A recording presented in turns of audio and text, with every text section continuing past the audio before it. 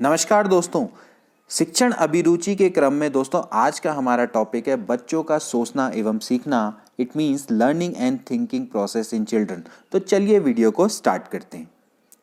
तो आज का टॉपिक है बच्चों का सोचना एवं सीखना। सोचना यानी कि चिंतन, चिंतन को इंग्लिश में बोला जाता है थिंकिंग। तो दोस्तों सोचना एक ऐसी मानसिक प्रक्रिया है जो सभी प्राणियों में होती है। इसके लिए अलग अलग मनोवैज्ञानिकों ने अलग अलग डेफिनेशन दी हैं, उनको हम थोड़ा सा डिस्कस कर लेते हैं। इसमें सबसे महत्वपूर्ण डेफिनेशन है कॉगन तथा हेमेन द्वारा जो दी गई है। इनके द्वारा जो सोचना है वो प्रतिमाओं, प्रतीकों, संप्रत्तियों, नियमों एवं अन्य मध्यस्थ इकाइयों के मानसिक जोड़ तोड़ को सोचना कहा जाता है।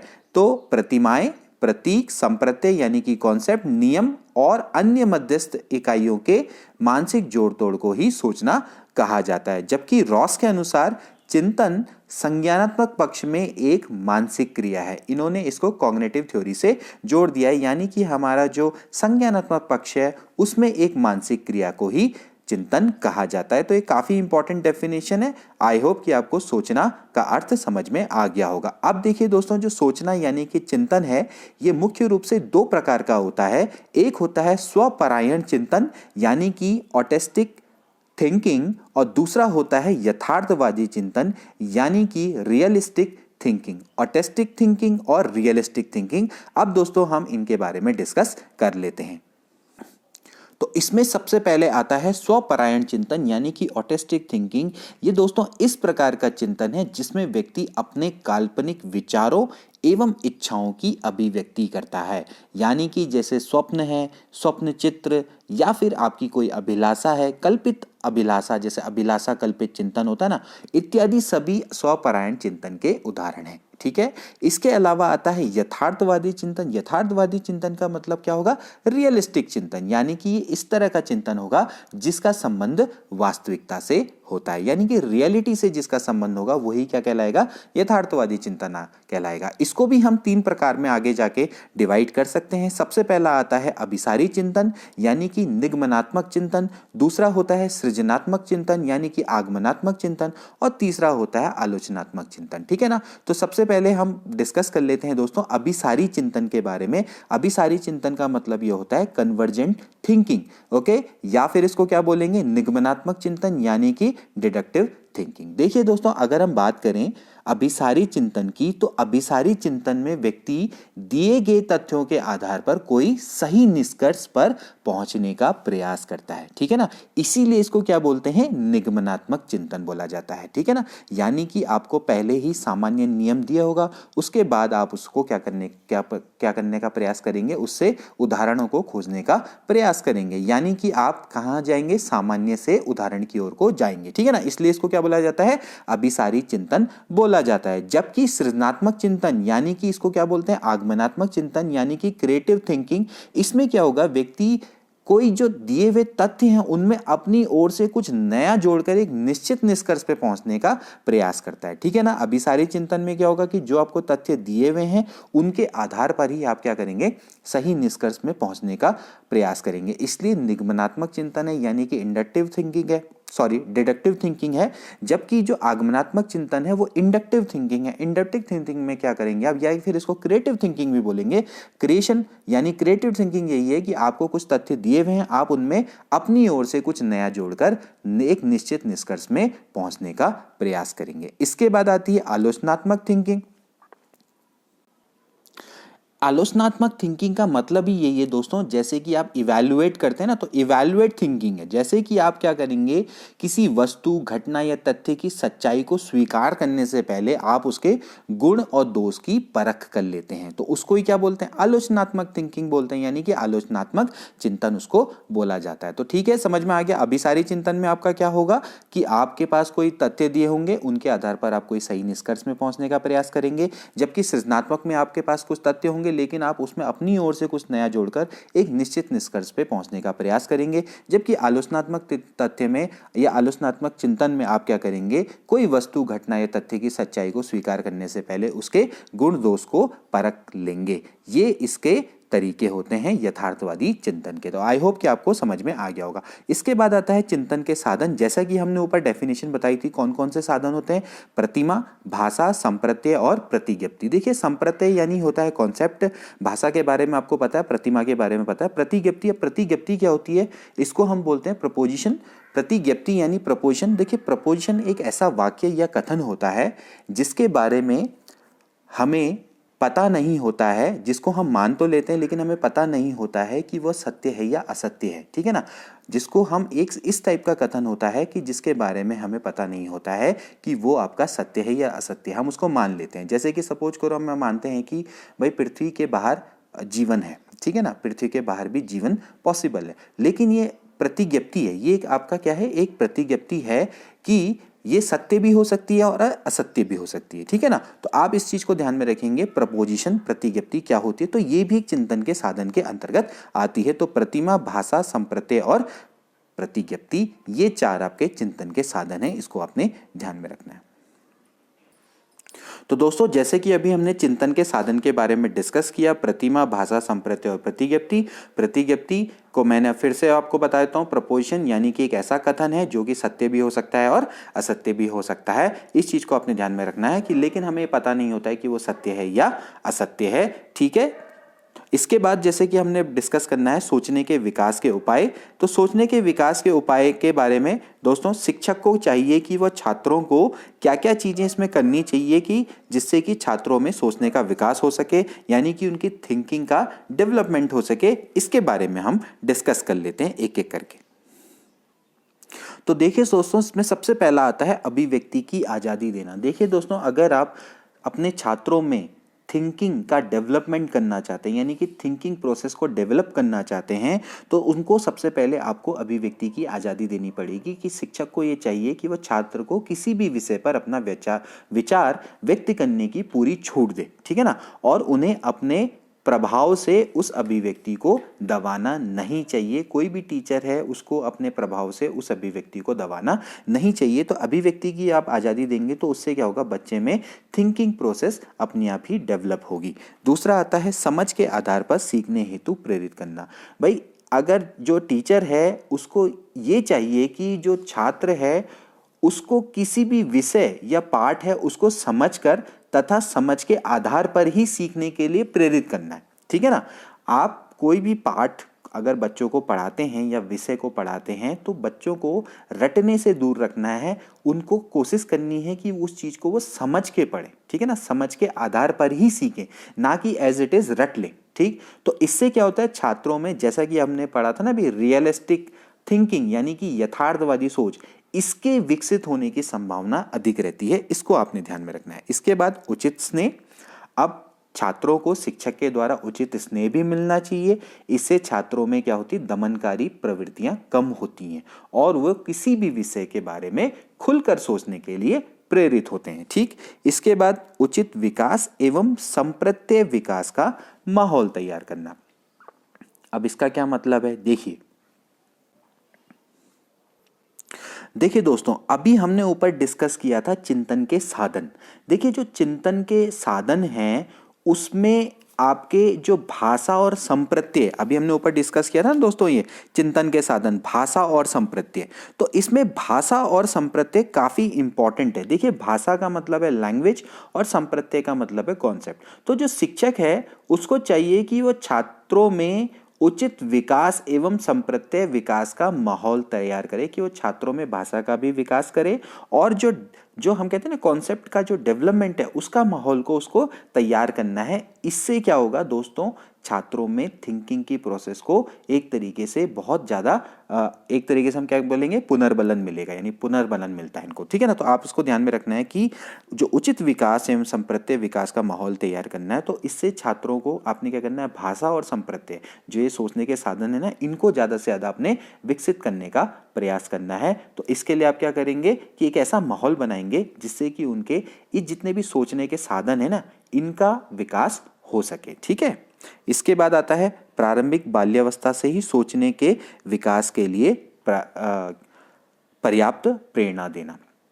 देखिए, जो बालकों की जो प्रारंभिक बाल्यावस्था होती है ना, उससे ही आप सोचने के विकास के लिए उनको पर्याप्त प्रेरणा देते रहना चाहिए, ठीक है ना। तो इसके लिए क्या है कि आप उनके तरह तरह के खिलौनों से खेलने और मनोरंजक किताब पढ़ने को आप उनको बढ़ावा दें। कहने का मतलब यह है कि उनको पर्याप्त मौका दिया जाना चाहिए कि वो खिलौनों से खेले और मनोरंजक किताब पढ़े। तो इससे होगा क्या कि उनके अंदर जो थिंकिंग प्रोसेस है वो डेवलप होगी, ये ध्यान में रखना है। इसके बाद नवीन तथ्यों की जानकारी देना। देखो शिक्षक को क्या चाहिए कि भाई कक्षा में हमेशा बालकों को नए नए तथ्यों की जानकारी देते रहे, जिससे कि बालकों में सोचने की क्षमता का विकास हो सके, यानी वो सोचने के लिए उत्तेजित हो सकें, ठीक है। इसके बाद आता है वैज्ञानिक तरीकों से नए नए संप्रत्यय की ओर ध्यान आकर्षित करना। अब इसका क्या मतलब है, देखिए दोस्तों, जो शिक्षक है उसको छात्रों को वैज्ञानिक तरीकों से नए नए कॉन्सेप्ट की ओर ध्यान आकर्षित करना चाहिए, ताकि उनका जो चिंतन है वो वास्तविकता के आधार पर हो, यानी यथार्थवादिता के आधार पर हो और उनका उचित विकास हो सके। क्योंकि वैज्ञानिक जो कॉन्सेप्ट होते हैं वो आपके रियलिस्टिक होते हैं ना। तो उससे क्या होता है कि जो उनकी रियलिस्टिक थिंकिंग होती है वो काफ़ी इम्प्रूव हो जाती है। तो इसको आपने ध्यान में रखना है कि वैज्ञानिक तरीकों से नए नए जो कॉन्सेप्ट है उनकी ओर उनका ध्यान आकर्षित करना चाहिए, ताकि उनका जो चिंतन है वो हमेशा रियलिस्टिक बेस्ड हो, यानी कि आपकी उनकी रियल थिंकिंग प्रोसेस है उसका डेवलपमेंट हो, ठीक है। इसके बाद देखिए दोस्तों, अगला है बालकों में सोचने की प्रक्रिया निम्न बातों पर निर्भर करती है। देखिए जैसे कि अभी मैंने बताया था कि जो थिंकिंग प्रोसेस है वो आपकी कई सारी चीज़ों पर निर्भर करती है। जैसे कि सबसे पहला आता है तर्क के आधार पर चिंतन, यानी कि आप लॉजिक के आधार पर क्या करते हैं, चिंतन करते हैं। इसके अलावा आप अपने अनुभवों के आधार पर, जो आपके एक्सपीरियंस होते हैं उनके आधार पर चिंतन आपकी, यानी कि आपकी जो सोचने की प्रक्रिया उस पर निर्भर करती है। आपका इंटरेस्ट कितना है, क्यूरियोसिटी कितनी है, रुचि और जिज्ञासा के आधार पर भी आपको क्या करती है, सोचने पर मजबूर करती है। इसके अलावा कई लोग अनुकरण के आधार पर, यानी कि अनुकरण का मैंने आपको पहले ही बताया कि आपने एक तरीके से दूसरे का क्या करना है, नकल करनी है। तो अनुकरण के आधार पर भी क्या होते हैं, बालक में सोचने की प्रक्रिया का विकास होता है, या इस पर निर्भर करती है। इसके अलावा कल्पना के आधार पर, हमने पहले ही बोला कि बालक क्या होता है, अपनी कल्पनाओं में भी रहता है। तो जब कल्पना के आधार पर भी क्या होगा, सोचना अपने आप ही क्या होगा, उसका विकसित होगा। जैसे कि हमने किसके बारे में सोचा था अभी दोस्तों, जैसे कि अभी हमने पढ़ा था जो आपका स्वपरायण चिंतन, यानी कि ऑटिस्टिक थिंकिंग। तो ऑटिस्टिक थिंकिंग क्या है, कल्पना पर ही तो बेस्ड है ना। इसके बाद प्रत्ययों के आधार पर, यानी कि कॉन्सेप्ट बेस्ड पे, ठीक है ना। तो ये सारे जो एक तरीके से जो सोचने की जो प्रक्रिया है वो इन सभी पर क्या करती है दोस्तों, निर्भर करती है, ठीक है। इसके बाद अब आता है सीखना और अधिगम। देखिए सीखना और अधिगम के बारे में तो हम अपनी पिछली 2-3 वीडियो से दोस्तों डिस्कस करते हुए आ रहे हैं, तो इसमें हमें ज़्यादा कुछ पढ़ने की आवश्यकता नहीं है। लेकिन मैंने फिर भी कुछ इंपॉर्टेंट ऐसे पॉइंट्स हैं जो कि अधिगम में शायद छूट गए थे, तो हम उसको डिस्कस कर लेते हैं। बाकी अगर आपको सीखना और अधिगम पढ़ना ही है तो आप मेरी पुरानी वीडियोस को देख सकते हैं। पिछली 2-3 वीडियोस हैं, आप एलटी शिक्षण अभिरुचि की प्लेलिस्ट पे जाइए, आपको वहाँ पर बहुत इजीली से वो मिल जाएंगी। देखिए हमने अधिगम के बारे में कई चीज़ें डिस्कस करी हैं। तो सीखना एक ऐसी प्रक्रिया है जिसके द्वारा अनुभूति या अभ्यास के फलस्वरूप व्यवहार में अपेक्षाकृत स्थायी परिवर्तन होता है। ये आपकी डेफिनेशन है सॉर्टेन, नॉर्थ स्ट्रेंज और चैपमैन की। तो काफ़ी इंपॉर्टेंट डेफिनेशन है, मैंने लिख ली, क्या पता एग्जाम में आ जाए एज इट इज़। तो भाई सीखना हमने पहले ही बोला था कि जिसमें आपका क्या होता है कि यह अनुभव के आधार पर होता है, जिसके अनुभव के आधारों पर हमारे जितने भी व्यवहार में परिवर्तन होते हैं उसी को हम क्या बोलते हैं, सीखना बोलते हैं। यानी कि अधिगम उसको बोला जाता है जिससे हमारे व्यवहारों में एक तरीके से जो परिवर्तन होता है वो कैसा होता है, स्थायी होता है। तो अनुभव के आधार पर ही हम अपने व्यवहार में परिवर्तन करते हैं। ये एक तरीके से सारे मनोवैज्ञानिक इसमें एक मत है, ठीक है। इसके बाद जो थॉर्नडाइक थे, थॉर्नडाइक ने ही सीखने के नियमों का प्रतिपादन किया था। तो थॉर्नडाइक ने कुछ इसमें इंपॉर्टेंट जैसे इन्होंने विशेषताएं बताई थी सीखने के नियम की, इसको हमने डिस्कस नहीं किया था, तो कोई बात नहीं, इसको हम धीरे धीरे से इजीली डिस्कस कर लेते हैं। देखिए जैसे सबसे पहले इन्होंने बोला था कि जो सीखने की प्रक्रिया है पशु एवं मनुष्य में समान ढंग से होती है। इसीलिए इन्होंने जो इनकी जो थ्योरी निकली थी ना, कौन सी, एसआर थ्योरी, ठीक है ना। तो एसआर थ्योरी यही कहती है, स्टिमुलस रिस्पॉन्स आपका सिद्धांत, ठीक है ना, यानी कि उद्दीपन अनुक्रिया सिद्धांत। तो पशु और मानव में जो सीखने की प्रक्रिया होती है वो सेम होती है, इसीलिए क्या कहलाते हैं, व्यवहारवादी कहलाते हैं। तो व्यवहारवादी यही मानते हैं कि जो सीखने की प्रक्रिया है उसमें पशु और मनुष्य समान ढंग से होते हैं। सीखने की प्रक्रिया मनुष्य पशु एवं मनुष्य में समान ढंग से होती है। इसके बाद सीखना क्रमोत्तर होता है, ना कि सूझपूर्ण। जो सीखना होता है वो क्रम वाइज सिखाया जाता है, सूझपूर्ण नहीं होता है। जबकि जो गेस्टाल्टवादी हैं वो सूझ को महत्व देते हैं, वो अंतर्दृष्टि को महत्व देते हैं। इसके बारे में हमने अपनी पिछली वीडियोज में डिस्कस किया है। सीखने का चिंतन या विवेचन में का कोई स्थान नहीं होता है। ये मानते हैं कि जो सीखना यानी कि लर्निंग जो प्रोसेस है, इसमें थिंकिंग का कोई भी स्थान नहीं होता है। ये इनके द्वारा जो थांडाइक के द्वारा कुछ विशेषताएं बताई गई थी, हम उनके बारे में डिस्कस करें। इसके अलावा इन्होंने कुछ 3 नियम दिए थे, इसके बारे में भी हमने पढ़ा था। जैसे कि पहला था तत्परता का नियम, अभ्यास का नियम और प्रभाव का नियम। इसके बारे में भी दोस्तों हमने बहुत अच्छे से डिस्कस किया था। तत्परता का नियम दोस्तों, जैसे कि हमने बताया था कि ये अब था आपका लॉ ऑफ रेडीनेस, यानी कि जब तक आप रेडी नहीं होंगे तब तक आप अधिगम नहीं कर सकते। तो इसका मतलब ये है कि आपको अधिगम के लिए हमेशा तत्पर या तैयार रहना पड़ेगा। यह नियम इससे यह बताता है कि जो कोई भी सीखने वाला व्यक्ति है किन किन परिस्थितियों में संतुष्ट रह सकता है और किन किन परिस्थितियों में उसको खीज उत्पन्न हो जाती है, ये तत्परता का नियम बताता है। जबकि अभ्यास का नियम ये बताता है कि जितना आप अभ्यास करेंगे उतना ही आपका अधिगम मजबूत होता चला जाएगा। अगर हम इसके टेक्निकल वर्ड्स में कहेंगे तो ये बोलेंगे कि भाई उद्दीपन तथा अनुक्रिया के बीच में जो संबंध होता है वो अभ्यास से मजबूत होता है, और अगर हम अभ्यास कम करेंगे तो ये संबंध क्या हो जाएगा, अपने आप ही कमजोर पड़ जाएगा और अपने आप ही उसका विस्मरण हो जाएगा। जो हम चीज स्मरण करते हैं वो विस्मरण हो जाएगी, यानी हम उसको भूल जाएंगे। ठीक है। प्रभाव का नियम भी बताया था हमने कि भाई कोई भी व्यक्ति है किसी अनुक्रिया कार्य को उसके प्रभाव के आधार पर ही सीखता है। तो काफी सारी चीजें हमने इसके बारे में डिस्कस की थी, तो अभी इसको डिस्कस करने का ज्यादा समय नहीं है। इसके अलावा सहयोगी नियम भी बताए थे हमने। इसमें सहयोगी नियम में हमने क्या बताए थे, इन्होंने 5 सहयोगी नियम दिए थे। जैसे कौन सा था, मानसिक स्थिति का नियम था, ठीक है ना, मेंटली जब तक आदमी प्रिपेयर होगा तब तक सीखेगा नहीं। फिर साचार्य परिवर्तन का नियम था, ठीक है ना, एसोसिएशन वाला, ठीक है। इसके अलावा जैसे कि आंशिक क्रिया का नियम, जो साचार्य परिवर्तन नियम है यही आपका क्रिया प्रसूत का आधार है, ठीक है, ये भी हमने पढ़ा था, ठीक, किस तरीके से आप उद्दीपन को परिवर्तन कर देते हैं, ठीक। उसके बाद आंशिक क्रिया का नियम है, बहुप्रतिक्रिया का नियम है, समानता का नियम है, ठीक है। ये सारे के सारे नियम हमने दोस्तों डिस्कस कर रखे हैं, तो इस वीडियो में मैं इनको डिस्कस नहीं करूंगा। आप पुरानी वाली वीडियोस देखिए, आपको वहां पर बहुत अच्छे से समझ में आएगा। हम यहाँ पर उन्हीं चीजों को डिस्कस करेंगे जो हमने पूर्व में डिस्कस नहीं किया है। इसके बाद आता है वॉटसन एवं रेनर का सिद्धांत। देखिए वॉटसन एवं रेनर का जो सिद्धांत है वो यहाँ पर हम पिछली वीडियो में डिस्कस करना भूल गए थे। हालांकि ये उतना इंपॉर्टेंट नहीं है, लेकिन फिर भी कहीं ना कहीं इससे क्वेश्चंस आने की संभावना हो सकती है, क्योंकि जो इंपॉर्टेंट सिद्धांत है, जितने भी हमने सिद्धांत है वो हमने पिछली जो हमारी वीडियो थी ना, जो आपकी मैराथन क्लास वाली वीडियो थी, उसमें हमने सारे सिद्धांत डिस्कस किए थे, तो उसमें ये रह गया था, तो इसको थोड़ा सा देख लेते। दोस्तों आगे बढ़ने से पहले मैं जरा एक माफी चाहूंगा कि मैंने बहुत जल्दबाजी में साचार्य परिवर्तन का नियम को बोल दिया कि क्रिया प्रसूत नहीं दोस्तों, ये अनुबंधन वाला जो सिद्धांत था, शास्त्रीय अनुबंधन का सिद्धांत, उस पर उसका ये आधार है। इसको आप सही कर लीजिएगा, मैंने बहुत जल्दबाजी में बोल दिया क्रिया प्रसूत नहीं। क्रिया प्रसूत में तो आपका क्या होता है कि ये पहले अनुक्रिया होती है, फिर उसके बाद उद्दीपन होता है, तो वहां पर नहीं। साचार्य में क्या होता है कि आप उद्दीपन को परिवर्तन कर देते हैं दूसरे से, तो फिर आपको क्या होती है, अनुक्रिया मिलती है। तो अनुबंधन सिद्धांत से रिलेटेड है, ठीक है।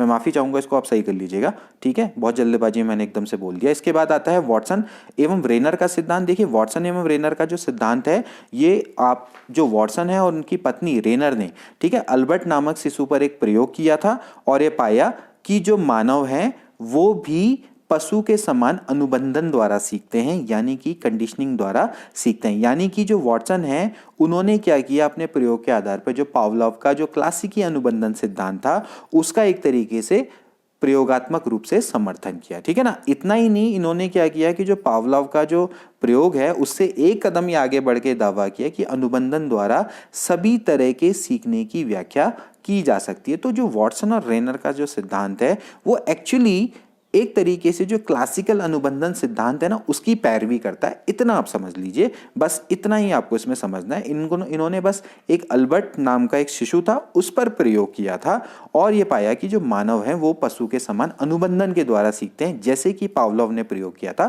कुत्ते पर, तो कुत्ते को उन्होंने अनुबंधन के द्वारा सिखा दिया था, ठीक है ना। तो ये इंपॉर्टेंट है, ठीक। तो अभी जो हमने साहचर्य का नियम बताया था तो वहां पर वो क्या है, अनुबंधन वाला है। इसको मैंने अभी देखा तो मेरे को एकदम याद आ गया कि मैंने बहुत जल्दबाजी में उसको क्रिया प्रसूत से जोड़ दिया, तो क्रिया प्रसूत नहीं है, इसको आप ध्यान में रखना, ठीक है ना। इसके बाद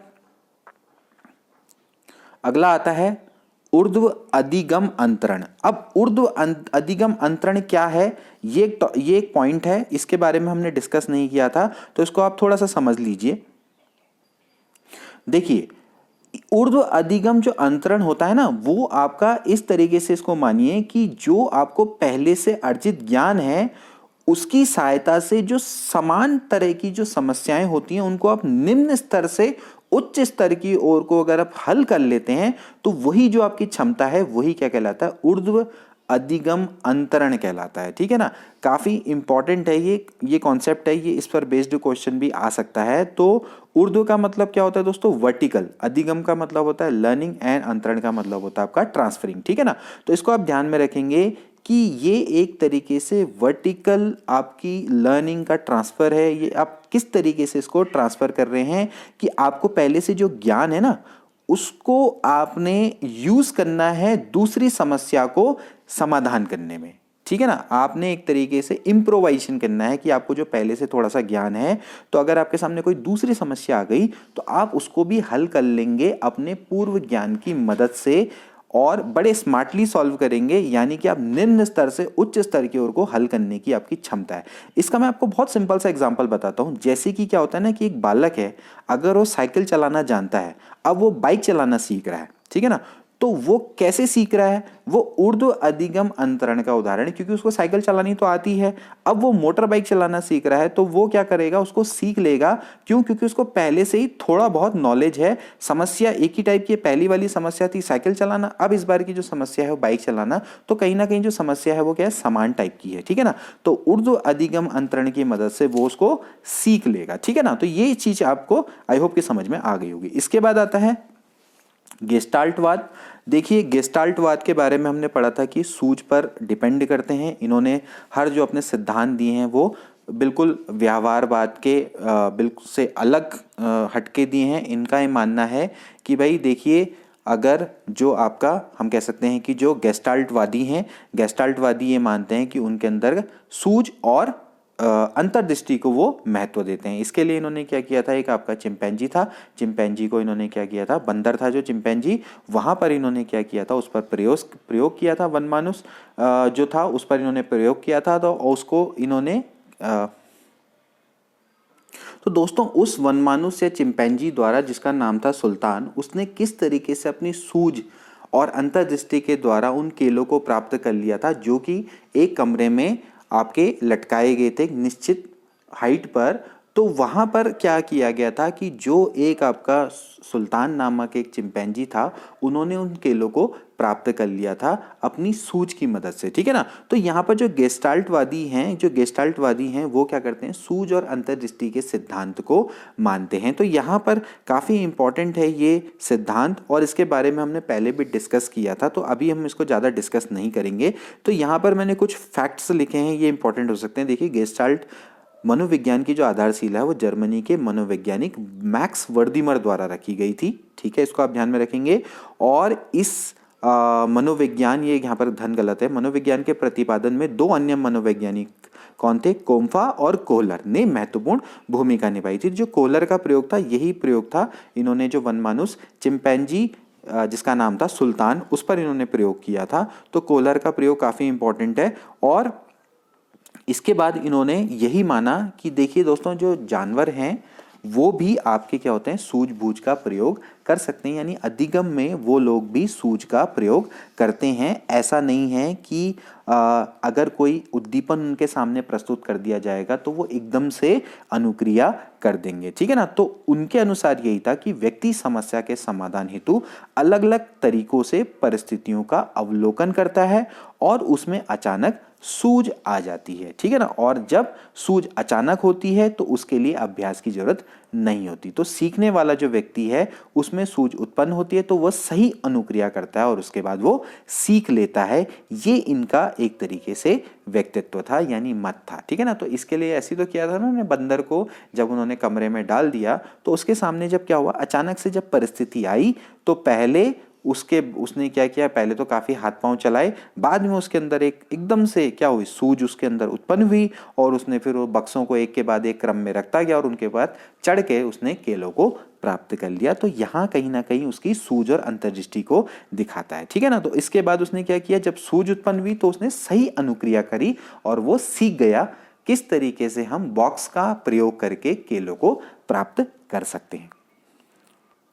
अब यहाँ पर देखिए दोस्तों, जो मनोवैज्ञानिकों ने सूझ द्वारा सीखने की प्रक्रिया के बारे में कुछ विशेषताएं बताई हैं कि भाई सूझ द्वारा सीखने की प्रक्रिया कैसे चलती हैं, उसको हम एक बार डिस्कस कर लेते हैं, क्योंकि ये हमने अपनी पिछली वीडियो में समय की कमी के रहते नहीं डिस्कस कर पाए थे। तो देखिए, इन्होंने बोला कि जो सीखने की प्रक्रिया है वो सूझ आधारित होती है, ठीक है ना, ये तो इनका पहला व्यक्तित्व है। उसके बाद क्या होता है कि जब सूझ उत्पन्न होने के लिए आवश्यक है कि प्राणी के सामने जो भी समस्यात्मक परिस्थिति है उसका वो ठीक ढंग से निरीक्षण करे। जब तक वो उसका निरीक्षण नहीं करेगा तब तक उसके अंदर सूझ उत्पन्न नहीं होगी, यानी कि अंतर्दृष्टि उत्पन्न नहीं होगी, ठीक है ना। जैसे बंदर है, वो पहले क्या करता है, इधर उधर हाथ पांव मारा था, तो पहले जब वो प्राणी के सामने कोई भी अगर आपके सामने समस्यात्मक परिस्थिति आएगी तो पहले आप उसका ढंग से क्या करेंगे, निरीक्षण करेंगे, तभी जाके आपके अंदर सूझबूझ उत्पन्न होगी, ठीक है। इसके बाद आता है निर्देशित ध्यान और अन्वेषणात्मक व्यवहार। अब देखिए होता है क्या है कि जब सूझ द्वारा व्यक्ति सीखने में व्यक्ति का जब ध्यान होता है ना, वो समस्यात्मक परिस्थिति के भिन्न भिन्न हिस्सों पर निर्देशित होता है, ठीक। यानी कि आप एक तरीके से अन्वेषणात्मक व्यवहार करते हैं, है ना, ठीक है। जब आप क्या होता है ना, जब सीखने में जब आप सूझ द्वारा सीखते हैं तो व्यक्ति का जो ध्यान होता है वो जितनी भी आपके सामने जो समस्या है ना उसके भिन्न भिन्न हिस्सों पे आपका ध्यान जाता है, ठीक। तो आप क्या करते हैं, जब समस्या के समाधान के लिए भिन्न भिन्न प्रकार के व्यवहार एक के बाद एक करते हैं, लेकिन कैसे, सोच और समझ कर, ठीक। तो इसीलिए इसको बोला गया है निर्देशित ध्यान और अन्वेषणात्मक व्यवहार। जो आदमी सूझ का प्रयोग करके सीखता है वो निर्देशित ध्यान और अन्वेषणात्मक व्यवहार करता है, यानी कि समस्या के जो छोटे छोटे हिस्से हैं ना उन पर वो ध्यान केंद्रित करने का प्रयास करता है और समस्या के समाधान के लिए एक भिन्न भिन्न प्रकार के व्यवहार एक के बाद एक करता है, लेकिन सोच समझ के करता है। इसके बाद निष्क्रियता की अवस्था। अब एक ऐसी अवस्था भी आती है जब क्या होता है कि प्राणी इतने सारे प्रयास करने के बाद सफलता अगर उसको ना मिले तो वो थोड़ी देर के लिए उदास हो जाता है और फिर वो निष्क्रिय होकर चुपचाप बैठ जाता है। ऐसी भी अवस्था आती है। जैसे वो बंदर है, उसने इतना हल्ला गुल्ला किया, या चिंपैंजी था, उसके बाद वो कुछ देर चुपचाप बैठ गया, ठीक है ना। तो जब प्राणी समस्या के समाधान के लिए भिन्न भिन्न प्रकार के अन्वेषणात्मक व्यवहार करता है और फिर भी अगर उसे सफलता नहीं मिलती तो थोड़ी देर के लिए वो उदास होकर निष्क्रिय होकर चुपचाप बैठ जाता है, तो उसको बोलते हैं निष्क्रियता की अवस्था। इसके बाद आता है फिर सूझ का अचानक आगमन, ठीक है ना। तो अब कोलर का ये कहना था कि जब प्राणी समस्या के समाधान करने के प्रयास में जब वो शिथिल या निष्क्रिय हो जाता है तो कुछ समय के बाद अचानक उसमें क्या होती है, सूझ अपने आप आ जाती है और वो समस्या का समाधान कर लेता है, ठीक है। और इसके बाद आता है सूझ द्वारा सीखने की जांच एवं स्थानांतरण, यानी कि आप इसको क्या बोलेंगे, ट्रांसफर। अब ये क्या मतलब है, देखिए दोस्तों, कोलर का विचार था कि जो प्राणी है वो किसी भी समस्या का समाधान करना अगर वो सूझ के द्वारा सीखा है, ठीक है, तो या नहीं, इसकी जांच हम क्या कर सकते हैं, स्थानांतरण द्वारा आसानी से की जा सकती है, ठीक है ना। कहने का मतलब यह है कि अगर कोई जो प्राणी है अगर उसने समस्या का समाधान करना सूझ के द्वारा सीखा है तो इसकी जांच हम स्थानांतरण द्वारा आसानी से हम कर सकते हैं, यानी ट्रांसफर, यानी नॉलेज का ट्रांसफर के द्वारा हम उसको कर सकते हैं। अगर उसने सूझ द्वारा सीखा है तो उसमें स्थानांतरण का गुण होगा, लेकिन अगर वो प्रयत्न और भूल के द्वारा सीखा होगा तो उसमें स्थानांतरण का गुण नहीं होगा, जैसा कि अभी हमने ऊपर डिस्कस किया। तो स्थानांतरण का मतलब यही होता है कि आपने जो आपके पास नॉलेज है ना, आप नॉलेज को कैसे ट्रांसफर कर रहे हैं, एक जगह से आप दूसरी जगह पे किस तरह से इम्प्रोवाइजेशन कर रहे हैं। तो जो बंदा सूझ के द्वारा सीखेगा उसमें स्थानांतरण का गुण होगा, लेकिन अगर वो ऐसे ही प्रयत्न और भूल के द्वारा सीख गया, मतलब गलती से लग गया लीवर, जैसे वही था ना कि गलती से हाथ दब गया लीवर में और लीवर खुल गया, ठीक। तो अगर वो प्रयत्न और भूल द्वारा सीखा होगा तो फिर उसमें ट्रांसफर यानी कि ट्रांसफर का गुण नहीं होगा, यानी स्थानांतरण का गुण नहीं होगा। ये हैं दोस्तों सूज द्वारा सीखने की प्रक्रिया की कुछ विशेषताएं जो कि मनोवैज्ञानिक यानी कि मेनली कोहलर के द्वारा बताई गई हैं। आई होप कि आपको समझ में आ गया होगा, ठीक है ना। इसके बाद देखिए बच्चों में सीखने को प्रभावित करने वाले कारक, इसके बारे में भी हमने डिस्कस कर रखा है। बुद्धि बहुत इंपॉर्टेंट है, सीखने को बहुत ज़्यादा प्रभावित करती है। अगर आप मानसिक रूप से स्वस्थ हैं तो आपकी जो बुद्धि है वो एक सीखने वाले प्रभावित करने वाले कारकों में से सबसे इंपॉर्टेंट है। इसके बाद स्वास्थ्य, आपका शारीरिक स्वास्थ्य कैसा है वो भी बहुत इंपॉर्टेंट है। अभिवृत्ति यानी कि आपका एटीट्यूड, सीखने को आप कितने तत्पर हैं। प्रगति का ज्ञान, ठीक है, वो भी बहुत इंपॉर्टेंट है कि आपकी कितनी प्रगति हो रही है, क्योंकि प्रगति ही आपको क्या करती है, सीखने के लिए और ज़्यादा प्रेरित करती है, ठीक है ना। आपकी प्रगति नहीं हो रही होगी तो आपको सीखने के लिए आप ज़्यादा प्रेरित नहीं होते। इसके बाद आपकी अभिक्षमता। तो ये सारे के सारे टॉपिक हमने ऑलरेडी डिस्कस कर रहे हैं, तो यहाँ पर हम सिर्फ इसके हेडिंग लिख लिए, तो आप इसको आई होप कि समझ गए होंगे। तो ये है दोस्तों बच्चों में सोचना एवं सीखना। सीखने के बारे में हमने इसलिए ज़्यादा डिस्कस नहीं किया क्योंकि दोस्तों हम लर्निंग अधिगम पे तो इतनी वीडियो हमने पिछले बना चुकी है, तो यहाँ पर सिर्फ सोचना हमारा मुख्य विषय था। तो आई होप कि आपको बहुत अच्छे से टॉपिक समझ में आया होगा। मिलते हैं अगली वीडियो में। Till then take care and good bye.